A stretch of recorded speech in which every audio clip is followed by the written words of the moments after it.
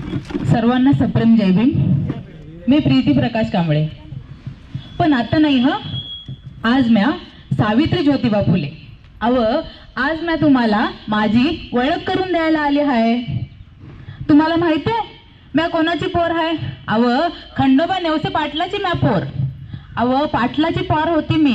अख्ख्या पंचक्रोशीमध्ये माझ्या बापाच्या नावाचा दबदबा होता बघा। कुणाचा कसला बी प्रश्न असू द्या, माझा बाप समजांचा प्रश्न सोडवायचा। सम्यानी बायकोला नांदिवली नाही तरी पण माझ्या बापाकडे यावं, माझा बाप सम्याला बोलून घ्यायचा। सम्याला बोलून घ्यायचा, नाही विचारायचा वैर बायकोला नांदवीत नाही म्हणजे काय? सम्या लटलट खापायला लागायचा आणि म्हणायचा म्या कुठं काय म्हणतोय आजी, म्या कुठं काय म्हणतोय। आणि गुमान बायकोला घरला घेऊन जायचा। म्या समज हे बघत असायची।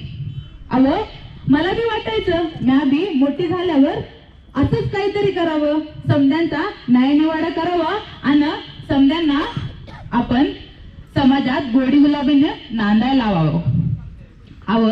असंच माझ्या बाबांनी माझी आई बी माझा लय लाड करत होती बघा। असंच आई मला बाजारात बी घेऊन जायची। एक दिवस आईनं मला बाजारला घेऊन गेली होती आणि आईनं मला विचारलं सावित्री तुला काय घेऊन देऊ ग?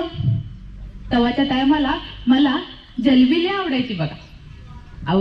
मी आईला म्हणलं आय मला जलेबी घेऊन दे ना। तवा आईनं मला जलेबीचा पुडा हातामध्ये घेऊन दिलेला आणि म्या जलेबी खात खात असं रस्त्यानं चालली होती बघा। आई मोर आणि म्या आईच्या माग माग चालली होती। तेवढ्यात काय झालं, एक गोरा साहेब माझ्या मोहर आला आणि तो म्हणतो कसा लहान बाळांनी रस्त्यानं असं काय बाई खात जाऊ नये। ह्या बाया म्या घाबरली आणि पटाक्यानं जलेबी हातातनं टाकून दिली आणि हे त्याच्या असं मोहर उभा राहिली बघा। तवा तो गोरा साहेब म्हणतो कसा पोर लय हुशार, पोर लय हुशार, पोर जणू मोठी कुणीतरी होणार। माझा बाप बी म्हणत होता पोर लय हुशार, माझी आई बी म्हणत होती पोर लय हुशार। आता ह्यो गोरा साहेब बी म्हणायला लागला ना पोर लय हुशार, मला बी वाटायला लागलं म्या जणू लय हुशार।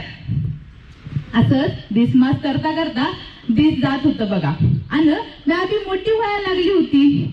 जशी का म्या मोठी व्हायला लागली तवर माझ्या आईनं लावलं ना माझ्या बाच्या माग टुमना आणि म्हणायला लागली अरे पोरीचं लगीन बिगन लावून देताय सगळं नाही, पोर मोठी व्हायला लागली।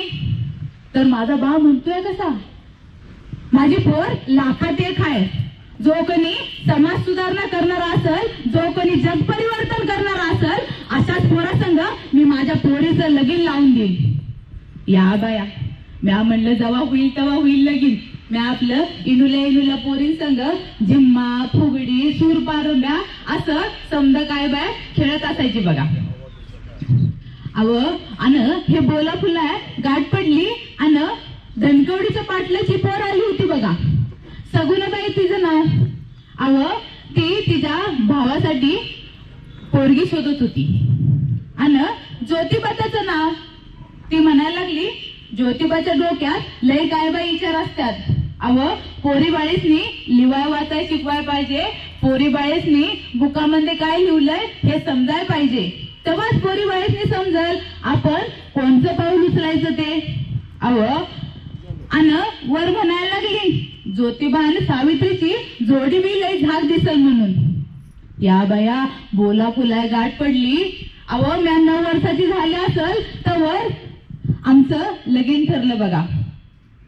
आणि समद वराड नागाव मध्ये आलं आणि नागाव मध्ये येऊन समद वराड असं वाजंत्री घेऊन आलं। मी असं इनुली नवरी बनलेलं गल्यामध्ये दोरलं, पायामध्ये जोडवी आणि हातामध्ये बांगड्या असं टुमकट टुमकट टुमकट पुण्यामध्ये आली बघा। आणि पुण्यामध्ये येऊन बघते तर काय ह्यांच्या घरामध्ये इकडून ठेवल्या ती पुस्तकं आणि तिकडून ठेवल्या ती पुस्तकं। या बाया म्हणले हो बाबा खातू काय नुसतं पुस्तकच काय? म्या आपलं काय नाही बोलायची, म्या आपलं काम भलं आणि म्या भलं बघा। ह्यांनी एक दिवस मला आवाज दिला. हे म्हणायला लागलं, सावित्री, म्या बापही हाय, म्या पोरीबाईसनी लिवा वाचाय शिकवू शकत नाही. अरे तू बाई माणूस आहे, पोरीबाईसनी लिवा वाचवा शिकवू शकत्यास आणि पोरीबाईंचा जवळ जाऊ शकत्यास. म्या म्हणलं, अव तुम्ही मला घरामधली कुठली बी कामं सांगा, म्या पटापटा करून देते बघा. तुम्ही मला 10-12 भाकरी थापाया सांगा, मी पटापटा थापून देते, पर तुम्ही मला हे लिवा वाचायचं काय सांगू नका बघा. तेव्हा हे म्हणायला लागलं, सावित्री, समाजाला तुझी गरज आहे सावित्री, पहिलं पाऊल उचल सावित्री. म्या काय नाही म्हणली, म्या गुपचूप बसली. थोड्या दिवसानं काय झालं, शेतावर अशीच पेरणीची कामं चालली होती बघा. आम्ही समधी जण शेतावर गेलती. माझ्या संग फातिमाबाई होती, माझ्या संग सगुणाबाई बी होती. आणि हे समधी जण आम्ही असं पेरणीची कामं करत होतो बघा. अव पेरणीची काम करता करता हे म्हणायला लागलं, सावित्री बघ, एका दाण्यानं गाडून घेतलं नाही तर उभं कणीच निर्माण होत नाही. आपल्या समाजासाठी आपल्याला गाडून घ्यायला लागणार आहे, तेव्हा कुठं आपल्या समाजाची निर्मिती होणार आहे. म्या पुण्यांदा काय नाही बोलली, म्या पुण्यांदा ग बसली. हे थोड्या टायमानं एका झाडाखाली बसलं होतं आणि ह्यांच्या हातामध्ये काठी होती आणि ह्यांनी मला आवाज दिला बघा.